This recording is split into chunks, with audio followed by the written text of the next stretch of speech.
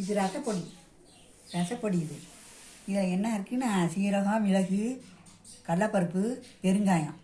மிளகு நிறையா போடணும். போட்டால் தான் ரசம் நல்லா வாடையாக இருக்கும். ஆமாம், இதெல்லாம் வறுத்தரணும். பொடி வறுவலாக வறுத்து கருகாமல் வறுக்கணும். வறுத்து இதை அரைச்சி வச்சுக்கிட்டீங்க வைங்க, ஒரு வருஷத்துக்கு கூட உங்களுக்கு கெடாது. வறுத்துறதுனால ஒரு வருஷத்துக்கு கூட கெடாது. சீரகம், மிளகு, கடலைப்பருப்பு, பெருங்காயம். கடலைப்பருப்பு சும்மா 5-6 பருப்பு போடுங்க.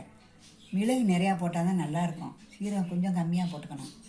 இதுதான் ரசப்பொடி. ஒரு வருஷத்துக்கு கூட கசையாது, நல்லாயிருக்கும்.